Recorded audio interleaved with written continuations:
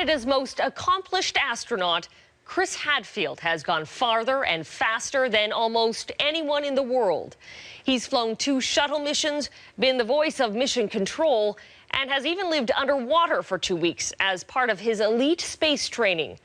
Now, at 52, Hadfield is about to set another milestone. And as he prepares for that venture, we wanted to get to know the Canadian rocket man, who, as Paul Johnson discovered, has his feet firmly planted on the ground.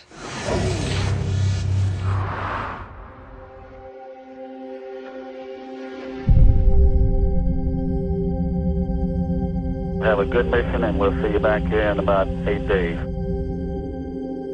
Roger that. Thanks very much, sir. We sure appreciate the help. You have a clearance slot. This man is counting down to the adventure of a lifetime. And he's a guy who's had an adventure or two already. I have been one of the luckiest guys on Earth. But a lot of Chris Hadfield's luck hasn't been on Earth at all. In fact, you could say it's been out of this world. 8, go for main engine start, 1, and liftoff of Space Shuttle Atlantis with the Russian docking module. To have the whole world rolling by outside your window where you can see every place on Earth, that's a pretty special thing to see. I'm Canadian astronaut Chris Hadfield. I have the incredible privilege of flying in space, not once, not twice, but 3 times. Chris Hadfield has piloted the fastest planes, flown on 2 space shuttle missions, been the first Canadian to walk in space. And now, this country's most accomplished astronaut is preparing for his most challenging job yet. High five, Chris. In March 2013, Chris Hadfield will be the first Canadian to command the International Space Station. One question that everybody has asked is, how's the guy going to get a beer up there? Yeah, it's a long time without a lot of the normal things that make life interesting and relaxed and fun.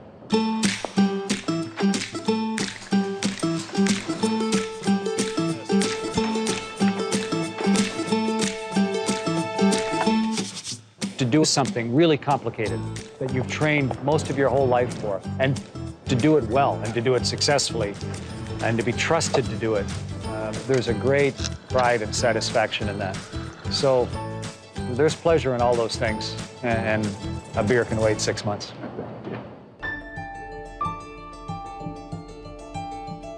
Chris's next mission puts him in a very select group of space voyagers. 0.05.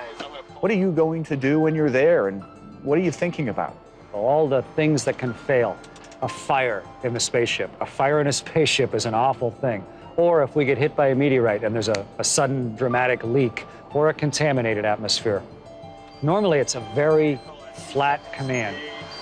Inertial, pedals free, executing opening right. But when things go bad, that's when everyone needs one leader to say, this is what we're doing now, this is what we're doing next, and this is how we're going to save our life, or save the station, or save the program.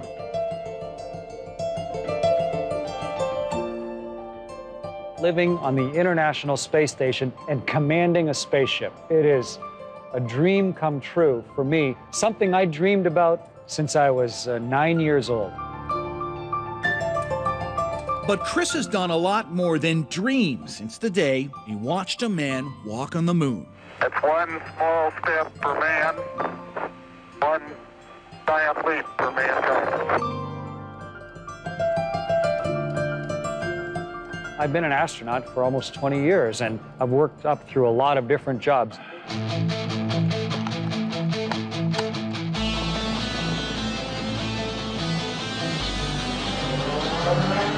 A few of those jobs include U.S. Navy Test Pilot of the Year in 1991, and flying the first CF-18 intercept of a Soviet bomber as a NORAD pilot in the days of the Cold War.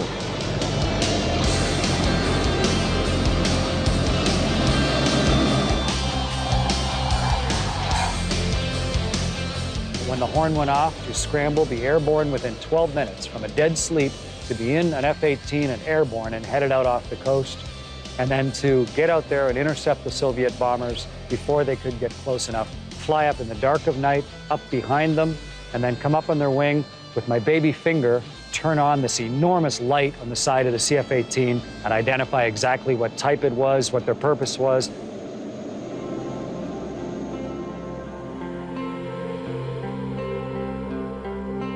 Atlantis, Houston, good morning. Time to wake up and do the right stuff today with that docking module. 4 inches, now. We have capture. A decade later, Chris was in Earth orbit, shaking hands with his former enemy when he docked with the Russian Mir space station in a friendship mission. The shining example of international cooperation and success is the International Space Station. It flies in the face of history, and it flies in the face of a lot of very recent enmities, but at the same time it flies, and we're doing this thing together. And most of all, seeing and working with friends has been an experience that none of us will ever forget.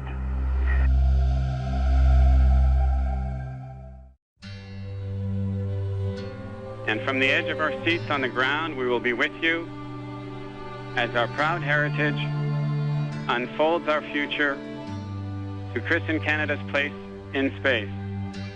Then there was the moment, 10 years ago, when he stepped out, free-floating into space for the first time. You are holding on to a human creation, the spaceship, with one hand. And when you look to your right, there's the whole universe, just right there, going on forever. And when you look to your left, the whole world is just pouring by next to you. I found it stupefying. I found it dumbfounding.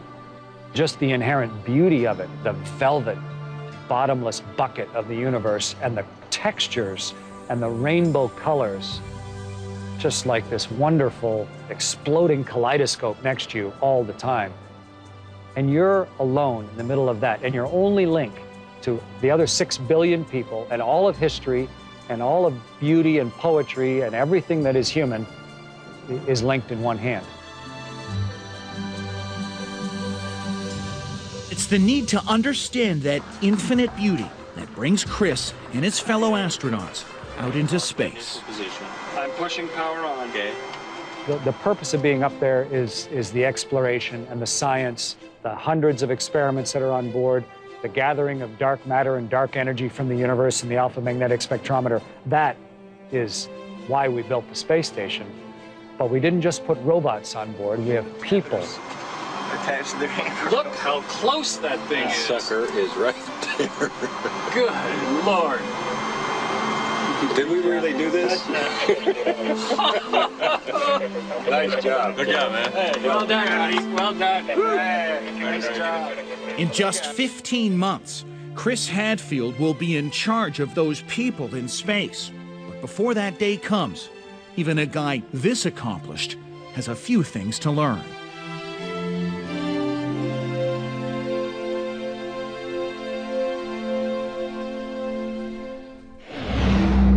Next on 16 by 9, rockets don't have rear-view mirrors. Don't look back. That's not where you're going.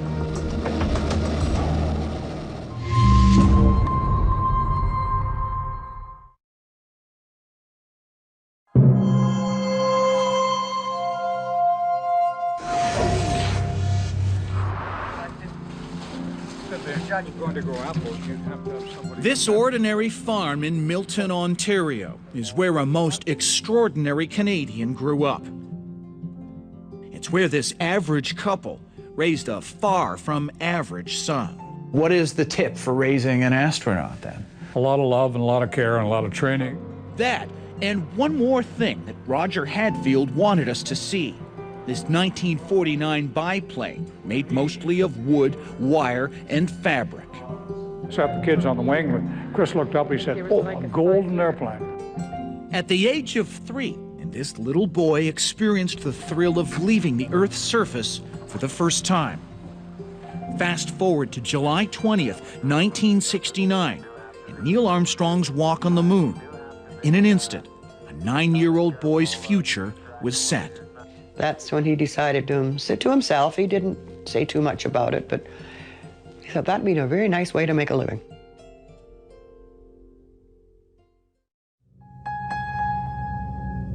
But space exploration can be a hazardous profession.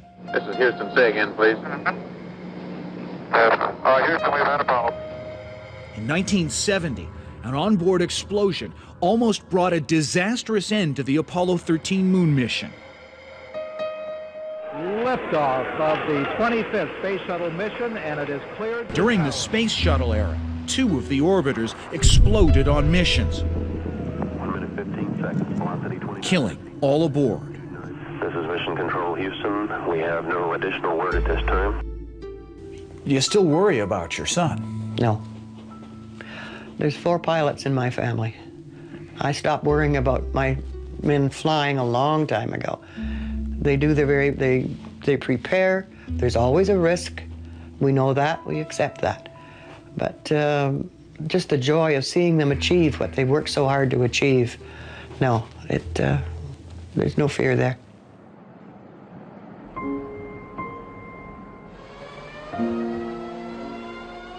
When he first started, a Canadian couldn't even be an astronaut.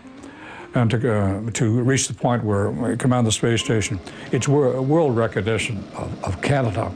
And we'll be extremely proud of what he's doing. Extremely. His hometown of Milton, Ontario is proud of him too. You can walk down Hadfield Way, relax in Hadfield Park, even send your kids to Chris Hadfield's school. Well, good morning to the students and all the teachers and staff at the Chris Hadfield Public School. This is Chris Hadfield talking to you from the bottom of the ocean. And Chris is in school too, intensive training for his next mission. Show us about 5 meters away, and I'm ready to begin when you're ready. I'm ready. Practicing delicate maneuvering needed to control the Canadarm as it snags an unmanned supply ship. Good 4 meters out. Okay. Good closure rating. Crewmate, American Tim Marshburn, is confident that Hadfield has all the right stuff. Well, first of all, you got to be technically very good in spaceflight, and there's no better than Chris. He's a fighter pilot, test pilot. But on top of that, being very easygoing and being a good person to work with, if you're going to be cooped up in a can with a beautiful view for 6 months, Chris is the guy you want to be with. Whoa, we're about to have everybody. Somebody get in front and sit down. And Hadfield is the kind of guy you want to be with on Earth, too. You're cool. You think so? I'm glad you think so. He's a fellow who gathers a crowd, or, in the case of this appearance with the Houston Symphony Orchestra, an audience. Big smoke standing in the morning. But nothing compares to that great gig in the sky. To be able to play guitar with it floating weightless next to the huge bay window on the bottom of the station, watching the world pour by. A world that keeps on spinning and keeps on changing. My mother was born in 1908. Wilbur and Orville Wright were still flying around. And her grandson goes to a space station. That's one lifetime. Now, what our grandchildren will see in their lifetime, who knows?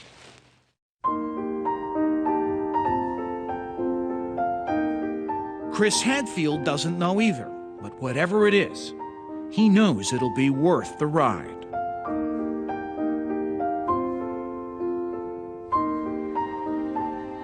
Don't look back. That's not where you're going. Yes, accept things that have happened in the past, but pay attention to where you're going in the future and focus on that, because that is your life.